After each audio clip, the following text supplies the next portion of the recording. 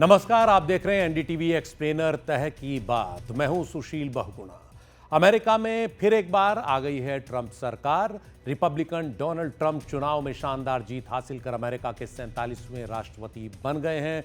शपथ लेने से पहले ही वो अमेरिका के आने वाले दिनों का खाका खींच चुके थे और शपथ लेने के फौरन बाद उन्होंने उस खाके में अपनी पसंद के रंग भी भर दिए। शपथ लेने के बाद से वो बाइडेन सरकार की 78 नीतियों को रद्द कर चुके हैं। कई नए फैसलों के लिए एग्जीक्यूटिव ऑर्डर जारी कर चुके हैं और कई पाइपलाइन में हैं। ट्रंप दुनिया के सबसे ताकतवर देश के राष्ट्रपति हैं और उनके हर फैसले का असर दुनिया भर में होगा। एनडीटीवी एक्सप्लेनर में आज ऐसे ही कुछ फैसलों पर विस्तार से बात जो दुनिया और भारत को काफी प्रभावित करने वाले हैं। अवैध आप्रवासियों को लेकर अमेरिका के राष्ट्रपति डोनाल्ड ट्रंप की सख्ती किसी से छुपी नहीं है।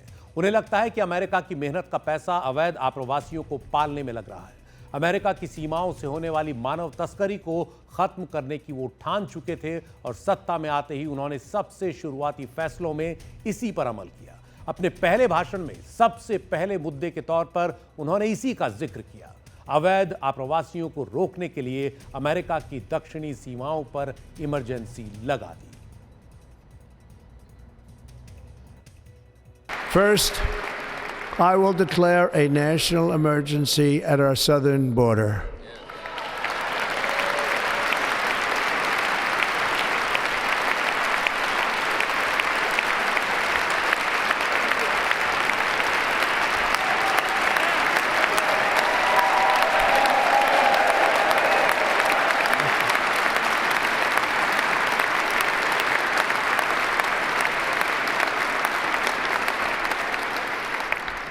All illegal entry will immediately be halted, and we will begin the process of returning millions and millions of criminal aliens back to the places from which they came.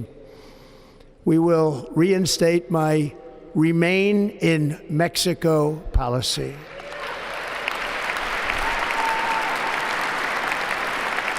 I will end the practice of catch and release.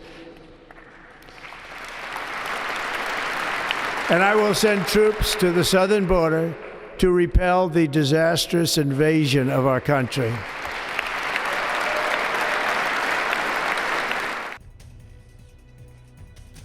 Mexico America के दक्षिण में है और दोनों देशों की सीमाएं आपस में लगती हैं। इसीलिए अमेरिका में सबसे ज्यादा आप्रवासी भी मैक्सिको के रास्ते ही आते हैं और मैक्सिको से ही आते हैं। अमेरिका में लगभग हर चौथा आप्रवासी मैक्सिको का है। 2022 में मैक्सिको से आए 1 करोड़ 6 लाख आप्रवासी अमेरिका में थे। इनमें से कई वैध तौर पर अमेरिका में रहते हैं और कई अवैध तौर पर अपनी जिंदगी बेहतर करने का सपना लिए अमेरिका में घुसते हैं।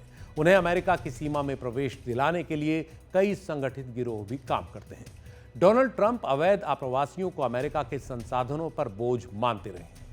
ट्रंप के फैसले का जो तुरंत असर हुआ वो ये कि बाइडेन सरकार में शरण मांगने की प्रक्रिया से जुड़ा ऐप ही बंद कर दिया गया। इसके तहत लिए गए 30,000 अपॉइंटमेंट जो हैं उनका अब कुछ पता नहीं कब उन पर अमल होगा या नहीं होगा। ट्रंप के सलाहकार स्टीफन मिलर ने कहा कि दरवाजे बंद हो गए हैं। अमेरिका में घुसने की इच्छा रखने वाले अवैध विदेशियों को अब वापस चले जाना चाहिए। इसी के साथ डोनाल्ड ट्रंप ने मैक्सिको में अवैध नशे से जुड़े संगठित गिरोहों को भी आतंकवादी संगठन घोषित कर दिया। डोनाल्ड ट्रंप ने सत्ता संभालते ही जो एक और बड़ा फैसला लिया है वो बर्थ राइट सिटीजनशिप यानी जन्म सिद्ध नागरिकता को निशाने पर लेता है। अवैध आप्रवासियों पर नकेल कसने के इरादे से ट्रंप ने यह आदेश भी जारी किया है। हालांकि इसका असर उन आप्रवासियों पर भी पड़ना तय है जो अमेरिका में वैध तरीके से रह रहे हैं। जैसे लाखों भारतीय अमेरिकी भी इससे प्रभावित होंगे, जिनमें से कई लोग सालों और दशकों से अमेरिका में नागरिकता की पहचान ग्रीन कार्ड का इंतजार कर रहे हैं। दरअसल बात यह है कि अभी अमेरिका में पैदा हुए हर बच्चे को स्वतः ऑटोमेटिकली अमेरिका का नागरिक मान लिया जाता है। ट्रंप और उनके सलाहकारों का मानना है कि अवैध आप्रवासियों ने अमेरिका के इस कानून का काफी दुरुपयोग किया है। इसीलिए ट्रंप के एग्जीक्यूटिव ऑर्डर के निशाने पर अमेरिका के संविधान का 14वां संशोधन है। यह संशोधन कहता है कि संयुक्त राज्य अमेरिका में जन्मे या प्राकृतिक तौर पर बसे सभी व्यक्तियों को अमेरिका और उस राज्य का नागरिक माना जाएगा जहां वो रहते हों। अमेरिका के संविधान में यह संशोधन 1868 में कई अन्यायों को खत्म करने के लिए शामिल किया गया था, जो अमेरिकी सुप्रीम कोर्ट के 1857 के एक फैसले के बाद तेज हुए। यह अन्याय तेज हुए। उस फैसले से काले गुलामों के बच्चों को नागरिकता पर रोक लग गई थी, लेकिन 1868 के कानून से यह अन्याय खत्म हो गया। 1898 में अमेरिका की सुप्रीम कोर्ट ने इसी कानून के तहत एक ऐतिहासिक फैसला सुनाया। चीन के एक आप्रवासी दंपति के सैन फ्रांसिस्को में जन्मे बेटे को नागरिकता प्रदान कर दी। सुप्रीम कोर्ट ने कहा कि गैर नागरिक दंपति के अमेरिकी जमीन पर पैदा हुए बच्चों को अमेरिकी नागरिक माना जाएगा। अमेरिकी सुप्रीम कोर्ट द्वारा 14वें संशोधन की यह व्याख्या आज भी कायम है, जिससे ट्रंप और उनके समर्थक सहमत नहीं हैं। ट्रंप का आदेश इस संशोधन की फिर से समीक्षा की कोशिश है। ट्रंप ने अपने आदेश में कहा है कि 14वें संशोधन का यह मतलब कभी नहीं था कि अमेरिका में पैदा होने वाले हर व्यक्ति को नागरिकता दे दी जाए। ट्रंप का जोर इस बात पर है कि अमेरिका में बिना दस्तावेज रह रहे दंपति के अमेरिका में पैदा हुए बच्चों को स्वतः नागरिकता नहीं दी जाएगी। ट्रंप के आदेश से यह सुनिश्चित होगा कि अमेरिका में पैदा हुए वो बच्चे स्वतः वहां के नागरिक नहीं माने जाएंगे, जिनके कम से कम माता या फिर पिता में से कोई एक अमेरिका का कानूनी नागरिक न हो। यानी माता पिता में से किसी एक का अमेरिकी नागरिक होना जरूरी होगा, तभी बच्चे को स्वतः नागरिक माना जाएगा। हालांकि आलोचकों की दलील है कि इस कदम से अमेरिका के कमजोर समुदाय और भी हाशिए पर चले जाएंगे और आप्रवासियों के परिवारों में अनिश्चितता बढ़ जाएगी। इस नीति के नतीजे दूरगामी होंगे, जिसका असर स्कूलों से लेकर नौकरी करने की जगहों और समुदायों के अंदर दिखेगा। ट्रंप का आदेश जारी होने के 30 दिन बाद इस नीति में बदलाव अमल में आएगा। हालांकि इस आदेश को अदालतों में चुनौती मिलनी तय है। इस नीति का एक बड़ा असर उन लोगों पर पड़ेगा जो बर्थ टूरिज्म यानी पर्यटन के दौरान जन्म को अमेरिका में अपने बच्चों की नागरिकता पाने का तरीका मानते हैं। यह भी तथ्य है कि अमेरिका में कई देशों के प्रवासी समुदायों के बीच ये काफी पसंदीदा तरीका रहा है, लेकिन ट्रंप सरकार की नीतियां इस चलन को खत्म करने की कोशिश है। अमेरिका के सेंसस ब्यूरो के मुताबिक वहां इस समय करीब 50 लाख भारतीय अमेरिकी हैं, जो अमेरिका की जनसंख्या का 1.47% है। इनमें से सिर्फ 34% ही अमेरिका में पैदा हुए हैं और बाकी 2/3 आप्रवासी हैं। अमेरिका में काम कर रहे अधिकतर भारतीय वहां H-1B वीज़ा के आधार पर काम कर रहे हैं। इस दौरान वहां पैदा होने वाले भारतीय मूल के बच्चों को अब स्वतः अमेरिका की नागरिकता नहीं मिल पाएगी। अमेरिका की सिविल लिबर्टीज यूनियन ने ट्रंप के इस एग्जीक्यूटिव ऑर्डर पर चिंता जताई है और कहा है कि 14वें संशोधन में बर्थ राइट सिटीजनशिप को लेकर भाषा बिल्कुल स्पष्ट रही है। ACLU को डर है कि इस आदेश के बाद अमेरिका से बड़े पैमाने पर लोगों को वापस उनके देश भेजने का क्रम शुरू न हो जाए। इससे परिवार भी बंटेंगे और मानवीय अधिकारों का हनन भी होगा। एक तरफ जब दुनिया में ग्लोबल वार्मिंग सबसे ज्यादा इस्तेमाल किए जाने वाले शब्दों में शुमार हो चुका है, जब हर साल दुनिया पहले से ज्यादा गर्म हो रही है, हर साल दुनिया के औसत तापमान का रिकॉर्ड टूट रहा है, पेरिस समझौते में तय की गई 1.5 डिग्री तापमान की सीमा दरकती जा रही है, तो पेरिस समझौते को ही खारिज करने की बात आसानी से समझ में नहीं आती। लेकिन अमेरिकी राष्ट्रपति डोनाल्ड ट्रंप को लगता है कि इसकी कोई परवाह नहीं है। उन्होंने सत्ता संभालते ही अपने एक आदेश से अमेरिका को पेरिस समझौते से बाहर निकाल दिया। इस समझौते को करीब 200 देशों ने मिलकर तय किया था। ट्रंप अपने पहले दौर में भी ऐसा फैसला ले चुके थे, जिसे 4 साल बाद जो बाइडेन ने पलट दिया था।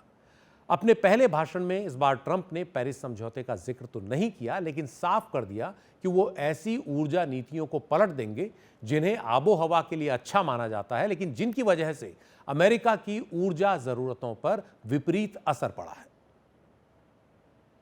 We'll be a manufacturing nation once again, and we have something that no other manufacturing nation will ever have, the largest amount of oil and gas of any country on earth, and we are going to use it. Going to use it. We will bring prices down, fill our strategic reserves up again right to the top, and export American energy all over the world. We will be a rich nation again, and it is that liquid gold under our feet that will help to do it. लेकिन पारंपरिक ईंधन यानी fossil fuel के धड़ल्ले से इस्तेमाल का Donald Trump का यह फैसला क्लाइमेट चेंज से लड़ने की दुनिया की कोशिशों के लिए एक बड़ा खतरा साबित होने जा रहा है। 2015 के पेरिस समझौते के लिए संयुक्त राष्ट्र क्लाइमेट समिट के तहत दुनिया के 196 देश पेरिस में जुटे थे और उन्होंने वैश्विक तापमान को 19वीं सदी के उत्तरार्ध, जिसे पूर्व औद्योगिक युग कहा गया, उसके औसत तापमान से 1.5 डिग्री तक ही सीमित रखने के लिए कदम उठाने पर समझौता किया था। इसके तहत हर देश को ग्लोबल वार्मिंग के लिए जिम्मेदार कार्बन उत्सर्जन की अपनी अपनी सीमाएं तय करनी थी। अपने पहले दौर में पेरिस समझौते से पीछे हटने के बाद बाइडेन सरकार ने उस फैसले को पलटा और दिसंबर 2024 में एक नया महत्वाकांक्षी लक्ष्य अपने लिए तय किया। अमेरिका ने कहा कि वो 2035 तक अपने कार्बन उत्सर्जन को 2005 के मुकाबले 66% कम कर देगा। लेकिन एक महीने में ही ट्रंप ने इस दावे से अमेरिका को अलग कर लिया है। ट्रंप के फैसले के बाद पेरिस समझौते के तहत 2030 तक दुनिया में कार्बन उत्सर्जन के लक्ष्यों को हासिल करना तो संभव नहीं ही होगा, उल्टा लक्ष्यों से दूर रहने का अंतर बहुत बड़ा हो जाएगा। दुनिया में इस समय चीन के बाद अमेरिका सबसे ज्यादा ग्रीन हाउस गैसों का उत्सर्जन करता है, जो आबो हवा को गर्म बनाती है। लेकिन ट्रंप अमेरिका में औद्योगिकरण और निर्माण को बढ़ावा देने के तहत न केवल मौजूदा तेल गैस उत्पादन को बढ़ावा देना चाहते हैं, बल्कि तेल गैस के नए कुओं को भी खोलने का रास्ता साफ करने जा रहे हैं। पेरिस समझौते के तहत अमेरिका को कार्बन उत्सर्जन कम करते जाना था, लेकिन ट्रंप ने उस समझौते को ही खत्म कर दिया। लेकिन अब डोनाल्ड ट्रंप के अगले 4 साल में यानी 2029 तक कार्बन उत्सर्जन कम होने के बजाय बढ़ता ही दिख रहा है, जो दुनिया की सेहत के साथ खिलवाड़ से कम नहीं माना जा रहा। एक साल बाद पेरिस समझौते से पीछे हटने का ट्रंप का आदेश अमल में आ जाएगा। अब दुनिया में एक चिंता यह भी है कि अमेरिका की देखा देखी दुनिया के कुछ और देश ऐसा ही फैसला न कर लें। हर व्यक्ति जो दुनिया की परवाह करता है, उसे ये ग्राफ याद रखना चाहिए, ध्यान में रखना चाहिए। साल 2024 जाते जाते बता गया कि जब से इतिहास में रिकॉर्ड रखे जाने शुरू हुए हैं, तब से 2024 साल सबसे गर्म साल रहा है, जब पेरिस समझौते में तय 1.5 डिग्री तापमान की सीमा टूट गई। ग्लोबल वार्मिंग के इस असर को हर देश महसूस कर रहा है। जिस तरह की अति मौसमी घटनाएं हो रही हैं, कहीं अतिवृष्टि तो कहीं सूखा, बेमौसमी तूफान, इस सब का आर्थिक, सामाजिक, मानवीय असर बहुत गहरा होने वाला है पूरी दुनिया पर। दुनिया के कई देशों का तो अस्तित्व ही समुद्र में मिल जाएगा। इसलिए ग्लोबल वार्मिंग को नजरअंदाज करना ठीक नहीं। उम्मीद है कभी कोई अमेरिका के राष्ट्रपति डोनाल्ड ट्रंप को यह बात समझाने में कामयाब रहेगा। फिलहाल तो ऐसा नहीं लग रहा। अगला मुद्दा, डोनाल्ड ट्रंप के कुछ आदेशों में यह भी साफ झलकता है कि वो दुनिया की कई बड़ी संस्थाओं को या तो निकम्मा मानते हैं या अमेरिकी हितों के खिलाफ, जो दुनिया में शांति, व्यवस्था, स्वास्थ्य सुविधाओं को सुनिश्चित करने के लिए बनाई गई। इनमें से एक है 7 अप्रैल 1948 में बना WHO यानी विश्व स्वास्थ्य संगठन।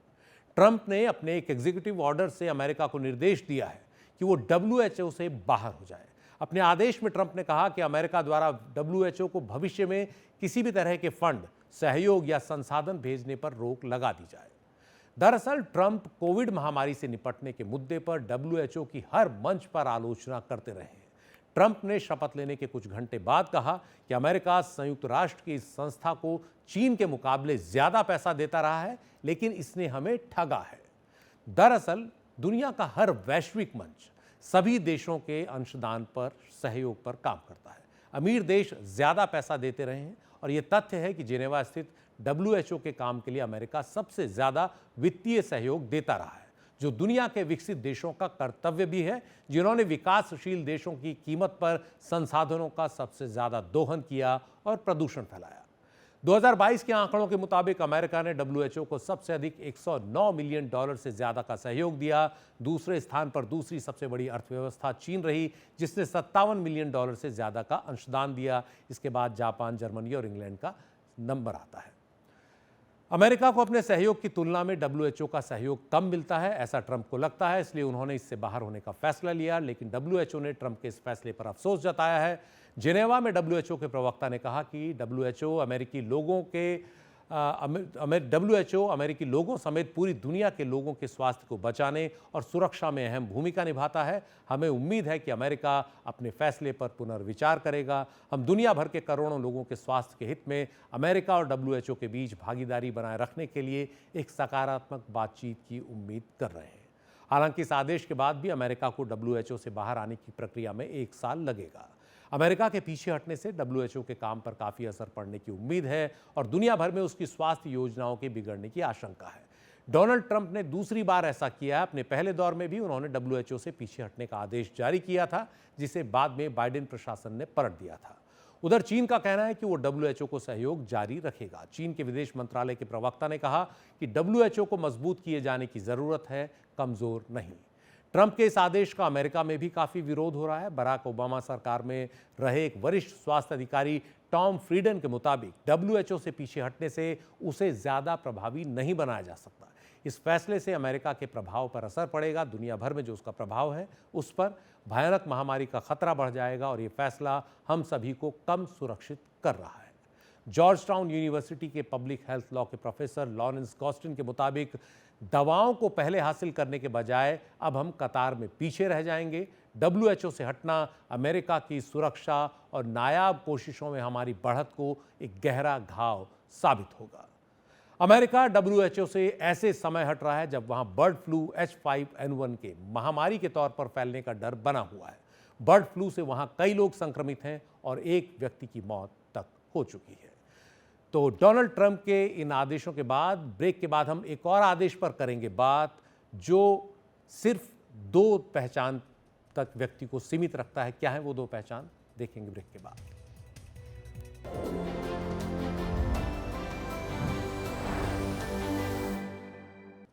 अमेरिका के राष्ट्रपति डोनाल्ड ट्रंप ने सत्ता में आते ही एक और आदेश दिया जो दुनिया में अपनी लैंगिक पहचान हासिल करने की कोशिश में लगे करोड़ों LGBTQ लोगों के लिए बड़े झटके से कम नहीं है।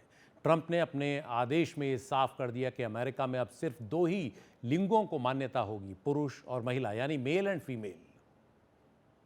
As of today, it will henceforth be the official policy of the United States government that there are only 2 genders, male and female. इस सिलसिले में डोनाल्ड ट्रंप के आदेश में कहा गया है कि लिंग कभी बदल नहीं सकते, वो एक ऐसी असलियत हैं जो बुनियादी हैं। व्हाइट हाउस के अधिकारियों के मुताबिक ये आदेश बायोलॉजिकल ट्रूथ यानी जैविक सत्य को बहाल करने के लिए है और जेंडर आइडियोलॉजी के एक्सट्रीमिज्म यानी लैंगिक विचारधारा के अतिवाद का मुकाबला करने के लिए है। इस आदेश के साथ ही डोनाल्ड ट्रंप ने बाइडेन प्रशासन की उन कोशिशों को पलट दिया है जिसके तहत वहां लैंगिक पहचान को व्यापक बनाने की कोशिश की जा रही थी और इसे पासपोर्ट पर भी दर्ज किया जा रहा था। लेकिन लैंगिक पहचान को लेकर ट्रंप सरकार के आदेश पर तीखी प्रतिक्रियाएं आ रही हैं। आलोचकों का कहना है कि आदेश सालों से LGBTQ लोगों के अधिकारों को हासिल करने की कोशिश में एक बड़ी बाधा बन जाएगा। उनके साथ नए सिरे से भेदभाव शुरू होगा। ऐसा आदेश LGBTQ समुदाय के प्रति लोगों के रुख को प्रभावित करेगा। खबर यह है कि ट्रंप के इस आदेश के बाद ऑस्ट्रेलिया में भी कुछ राजनीतिक दलों के नेताओं ने इसी दिशा में अमल की मांग की है। कैसा विरोधाभास है कि डोनाल्ड ट्रंप का यह आदेश अमेरिका में मानवाधिकारों के लिए संघर्ष करने वाली महान शख्सियत Martin Luther king junior day पर आया, जो सभी अमेरिकी लोगों को बराबर मानने और काले लोगों के अधिकारों के लिए लड़े। अब देखना है कि डोनाल्ड ट्रंप के ताज़ा आदेश अमेरिका में बराबरी को बढ़ावा देंगे या गैर बराबरी को। NDTV एक्सप्लेनर में इतना ही। नमस्कार।